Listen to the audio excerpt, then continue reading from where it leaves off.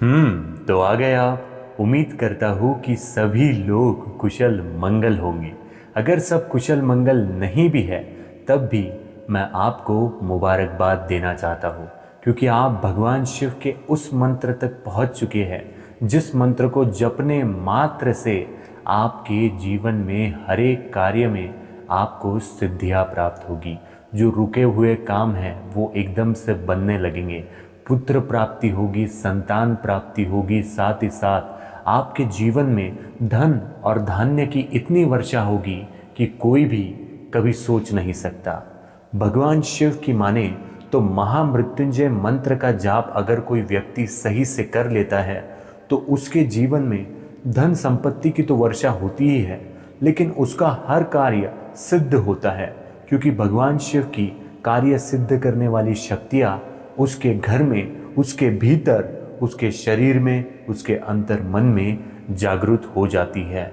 लेकिन इसमें भी एक बड़ी दुर्दैव की बात है कि जो बात गरुड़ पुराण में कही गई है कि किसी भी मंत्र का जाप करने से पहले हमारा भगवान गणेश को वंदना करना अत्यंत आवश्यक है, उनकी कथा का श्रवण करना अत्यंत आवश्यक है, तभी कोई भी कार्य सिद्ध हो सकता है।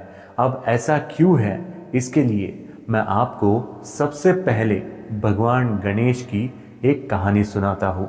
अगर आप भी पूरे मन से और श्रद्धा भाव से इस कहानी का श्रवण करने वाले होंगे तो कमेंट में श्री गणेशाय नमः लिखना बिल्कुल भी मत भूलिएगा, क्योंकि यही आपके कार्य सिद्ध होने की सबसे बड़ी चाबी है। कैसे, आइए जानते हैं।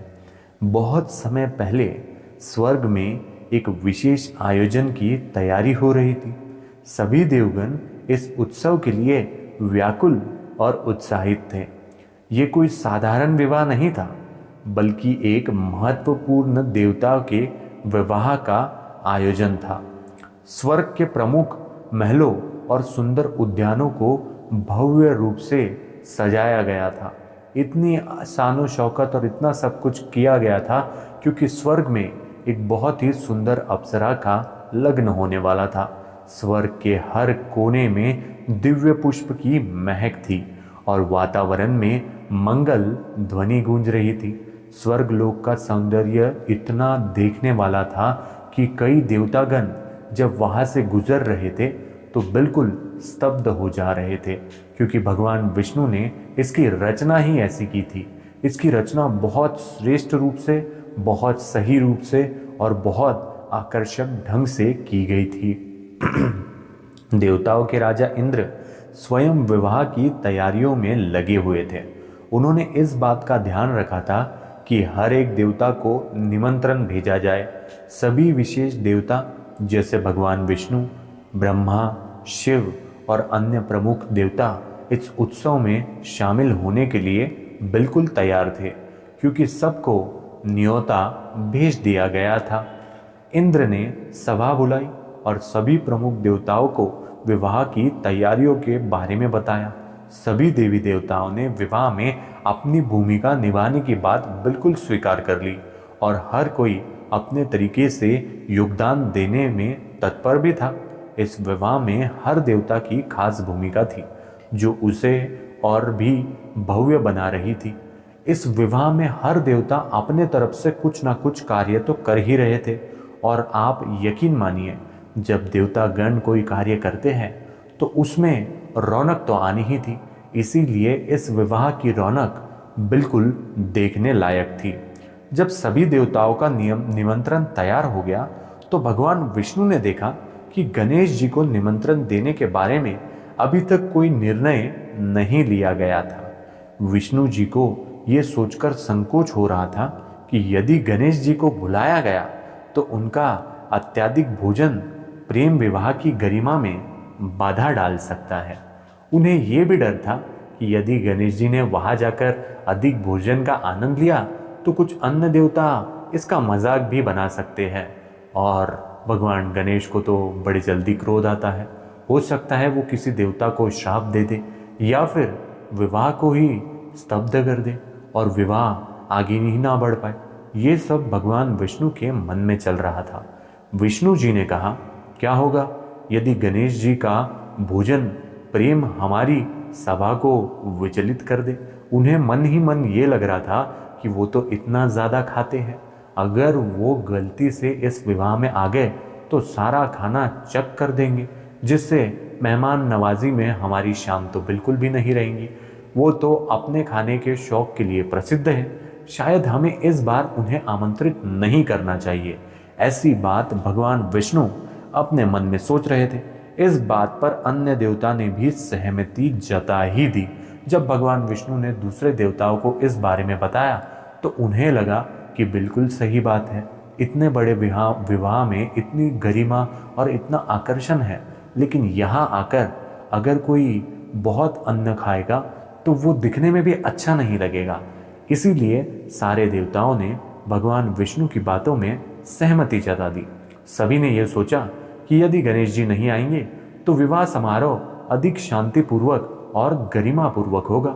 विष्णु जी और अन्य देवताओं ने सर्वसम्मति से निर्णय किया कि गणेश जी को इस विवाह में नहीं बुलाया जाएगा। ये बात सुनकर मन ही मन मुस्कुराने लगे हमारे अपने भगवान भोलेनाथ। भोलेनाथ को ये बात सुनकर दुख नहीं हुआ, वो मन ही मन मुस्कुराने लगे और मन ही मन मुस्कुराने लगे। तब विष्णु भगवान ने शिव भगवान से पूछा कि क्या बात है भोलेनाथ, आप तो बड़े मुस्कुरा रहे हैं। भगवान शिव ने उस पर कोई जवाब नहीं दिया और मुस्कुराता हुआ भाव लेकर वहां से चल पड़े। भगवान विष्णु को लगा कि शायद भगवान शिव को इस बात से आपत्ति होगी, लेकिन मुस्कुराता हुआ देखकर भगवान विष्णु को लगा कि शायद भगवान शिव को भी लगा होगा कि मैंने सही ही कहा है।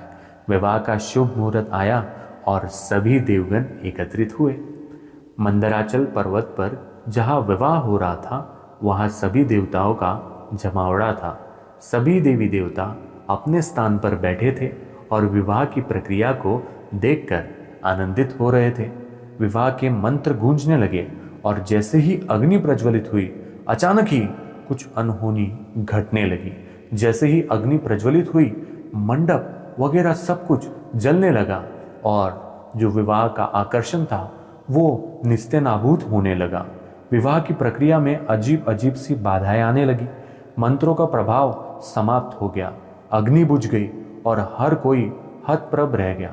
किसी को समझ नहीं आ रहा था कि ये अवरोध क्यों आ रहा है, और अगर इतने बड़े विवाह में जिसका आयोजन स्वयं भगवानों ने किया है उसमें अगर विघ्न आ रहा होगा तो जरूर कोई बात होगी। ऐसी बात भगवान विष्णु के मन में आई। इंद्रदेव ने चिंतित होकर कहा, ये क्या हो रहा है? इस विवाह में इतने विघ्न क्यों आ रहे हैं? ये तो कोई साधारण विवाह नहीं है, देवताओं के द्वारा ही किया गया ये विवाह में अगर इतने विघ्न आ रहे हैं तो मनुष्यगण क्या करेंगे? उनका जीवन तो कभी सुखमय नहीं रहेगा। हमने तो हर पूजा विधि का पालन भी किया है, फिर यह रुकावट क्यों आ रही है? विष्णु जी भी चिंता में पड़ गए। सभी देवता एक दूसरे को देखने लगे, लेकिन किसी के पास इसका कोई समाधान नहीं था। तब वहां नारद मुनि का आगमन हुआ। नारद मुनि हमेशा से देवताओं के मध्य एक संदेशवाहक और संकट मोचन के रूप में प्रसिद्ध थे। वे एक गुड़ मुस्कान के साथ वहां आए और बोले, क्या बात है देवताओं, इतने व्याकुल क्यों दिखाई दे रहे हो? क्योंकि हर एक बात के बारे में भगवान को पता ही था। हमारे जो भगवान नारद जी थे उन्हें सब कुछ ज्ञात था। विष्णु जी ने उन्हें सारी स्थिति बताई और नारद मुनि ने इसका कारण पूछा। नारद मुनि ने एक हल्की हंसी के साथ कहा, यह समस्या इसलिए है क्योंकि आपने उस देवता का अपमान किया है जिसे सबसे पहले पूजा जाता है। ये मंत्र कभी भी सिद्ध नहीं हो सकते क्योंकि आपने उस देवता का अपमान किया है जिसे यहाँ सबसे पहले आमंत्रित करना चाहिए था। ये समस्या इसलिए है क्योंकि आपने उस देवता का अपमान किया है जिसे सबसे पहले पूजा जाता है। भगवान गणेश, जिन्हें विघ्नहर्ता के रूप में जाना जाता है, उन्हें आमंत्रित नहीं किया गया। बिना उनकी पूजा के कोई भी शुभ कार्य पूर्ण नहीं हो सकता। क्यों भगवान विष्णु, क्या आपको इस बारे में ज्ञात नहीं? ऐसे मंद मुस्कुराहट के साथ भगवान ने उनसे प्रश्न किया और नारद जी मुस्कुराते हुए बोले, नारायण नारायण। ये सुनकर सभी देवताओं को समझ में आ गया कि उन्होंने बहुत बड़ी गलती कर दी। गणेश जी स्वर्ग में अपने निवास पर थे और उन्होंने अपने आमंत्रण का इंतजार भी किया था। जब उन्हें पता चला कि उन्हें इस विवाह में नहीं बुलाया गया तो उनका क्रोध चरम पर पहुंच गया। उन्हें इस बात से बहुत दुख हुआ कि उनके बिना इस तरह का आयोजन भी किया जा रहा है और उन्हें किसी प्रकार का कोई मान सम्मान नहीं दिया जा रहा है।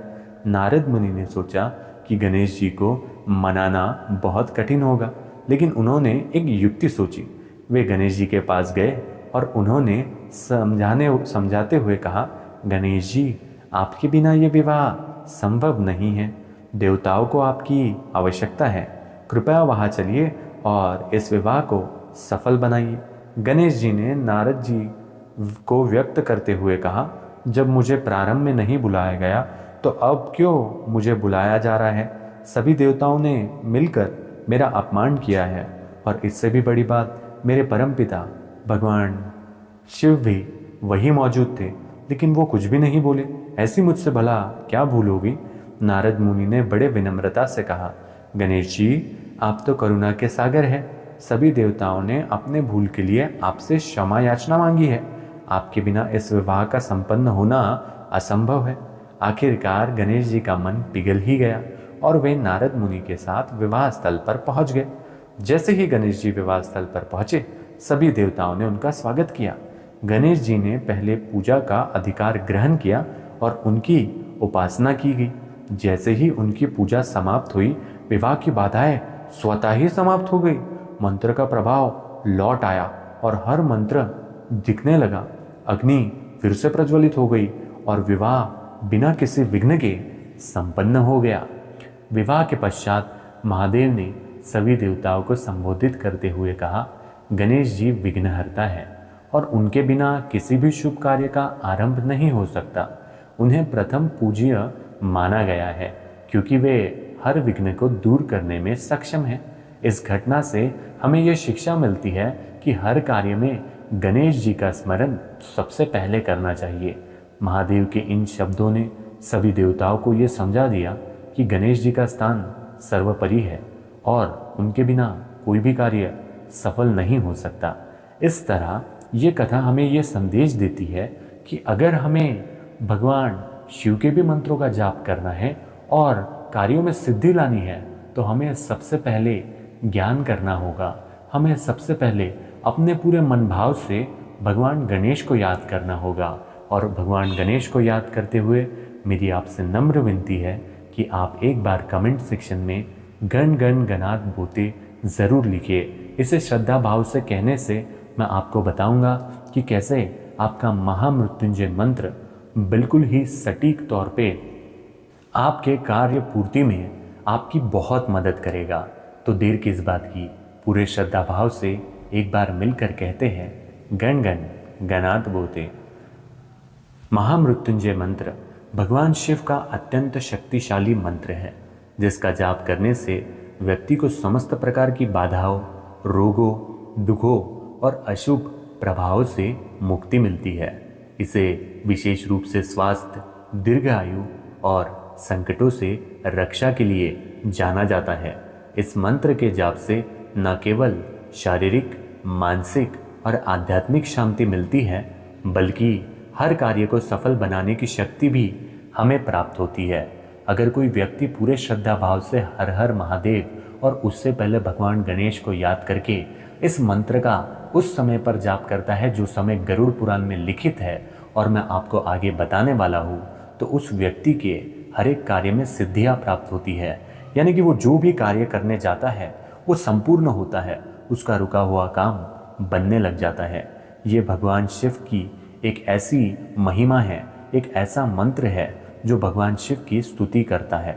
इस मंत्र का बहुत गहरा अर्थ है जो हमें कहता है कि हम त्रिनेत्रधारी भगवान शिव का ध्यान करते हैं, जो सुगंधित और सभी का पालन करने वाले हैं। जैसे ककड़ी अपने बंधन से अलग हो जाती है, वैसे ही हम जन्म मृत्यु के चक्र से मुक्ति प्रदान करें और हम अमृता प्रदान करें। महामृत्युंजय का जाप करने का सही तरीका। साफ और पवित्र स्थान का चयन करें, लेकिन उससे भी पहले भगवान गणेश को याद करना बिल्कुल भी ना भूलें। जाप के लिए एक शांत, स्वच्छ और पवित्र स्थान चुनें। सुबह ब्रह्म मुहूर्त 4 से 6 के बीच में, सुबह 4 बजे से 6 बजे के बीच में ये मंत्र सबसे अधिक प्रभावी माना जाता है। दूसरा, स्नान कर ले। मंत्र जाप से पहले शुद्धता बनाए रखने के लिए स्नान करना अत्यंत आवश्यक है। तीसरा, माला का उपयोग करना बिल्कुल भी ना भूलें। कई लोग माला को उतना महत्व नहीं देते हैं, लेकिन माला का एक अपना ही बहुत बड़ा महत्व है, इसलिए माला को हाथ में लेना बिल्कुल भी नहीं भूलना है। मंत्र का जाप रुद्राक्ष की माला के साथ किया जा सकता है। रुद्राक्ष की माला शिवजी को प्रिय मानी जाती है और इसे गिनती के लिए उपयोग करने से ध्यान एकाग्र रहता है। चौथा, सही आसन पर बैठे। जाप करते समय कुशा का आसन या यूनि वस्त्र पर बैठना सबसे अच्छा माना जाता है, जिससे शरीर में ऊर्जा स्थिर रहती है। पांचवा, ध्यान की मुद्रा। ध्यान की मुद्रा में बैठे और अपनी आंखें बंद करें। भगवान शिव का ध्यान करें और उनसे अपने मन की इच्छाओं को सफल बनाने की प्रार्थना करें। छठवां, शुद्ध उच्चारण। मंत्र का उच्चारण शुद्ध और स्पष्ट होना चाहिए। ध्यान रखें कि मन में पूरी श्रद्धा और विश्वास होना अत्यंत आवश्यक है। गणना और अवधि। जाप कम से कम 108 बार करें। इसके एक माला के रूप में किया जाता है। आप इसे नियमित रूप से 11, 21 या 51 माला के हिसाब से भी कर सकते हैं, लेकिन 108 बार जाप के संकल्प से आपका जो भी संकल्प है वो सिद्ध ही सिद्ध होता है। आराधना और प्रार्थना। जाप के बाद भगवान शिव को प्रणाम करें। इस दौरान अपनी इच्छाओं और मनोकामनाओं की सिद्धि की प्रार्थना करें। महत्वपूर्ण नियम और सावधानियाँ। जाप करते समय पूरे ध्यान और एकाग्रता तक के साथ भगवान शिव पर ध्यान केंद्रित करें। यदि संभव हो तो शिवलिंग के सामने बैठकर या भगवान शिव के मूर्ति के सामने इस मंत्र का जाप करें। जाप के समय किसी भी तरह का नकारात्मक विचार मन में ना लाए। सकारात्मक भावनाओं और इच्छाओं पर ध्यान केंद्रित करें। श्रद्धा और विश्वास के साथ जाप करें। मंत्र की शक्ति आपके विश्वास और भक्ति में निहित होती है। इस मंत्र का जाप विशेष रूप से सोमवार को या किसी भी शिवरात्रि के दिन करना अत्यंत शुभ माना जाता है। महामृत्युंजय मंत्र का प्रभाव और इसका लाभ। सबसे बड़ी बात, जैसे ही आप महामृत्युंजय मंत्र को जापते हो तो आपकी जितने भी संकट आपके ऊपर है वो सब चले जाते हैं। संकटों से रक्षा। इस मंत्र का जाप करते रहने से व्यक्ति के जीवन में आने वाली सभी प्रकार की कठिनाइयाँ दूर होती है। दूसरा, स्वास्थ्य में सुधार। इस मंत्र का नियमित जाप रोगों से मुक्ति दिलाता है और स्वास्थ्य को बनाए रखता है। तीसरा, मानसिक शांति। जाप से मानसिक शांति और धैर्य मिलता है, जो जीवन में हर कार्य को सफल बनाने में मदद करता है। चौथा, अकाल मृत्यु से मुक्ति। इस मृत्यु को जीतने वाला मंत्र माना गया है। इसे मृत्यु से जीतने वाला मंत्र माना गया है, जिसे व्यक्ति अकाल मृत्यु से भी सुरक्षित रहता है। ईश्वर की कृपा, भगवान शिव की कृपा प्राप्त होती है, जो हर कार्य की सिद्धि में सहायक होती है। जो भी कार्य आप हाथ में लो उससे पहले अगर आप महामृत्युंजय जाप को याद भी कर लेते हो तो आपका वो कार्य अवश्य सिद्ध होगा। इस मंत्र का जाप एक साधना है और इससे न केवल इच्छाओं की पूर्ति होती है, बल्कि यह भगवान शिव की कृपा पाने का मार्ग भी है। इसे करते समय धैर्य, निष्ठा और विश्वास होना अत्यंत आवश्यक है। और विश्वास की कमी तो आप में नहीं है, क्योंकि अगर आपने यहाँ तक इसे सुन लिया है तो भगवान शिव पर आपका विश्वास पूरा है। अगर थोड़ा सा समय है तो चैनल को सब्सक्राइब बिल्कुल कीजिए, और अगर ज़्यादा ही समय है आपके पास तो एक बार शाम सदाशिव कमेंट कीजिए। इसी के साथ में आज के लिए इतना ही। मैं हर दिन भगवान की याद दिलाने के लिए आपके पास आता रहूँगा, आपको याद दिलाता रहूँगा। इसी के साथ में आज के लिए इतना ही। सांब सदाशिव अर्पण।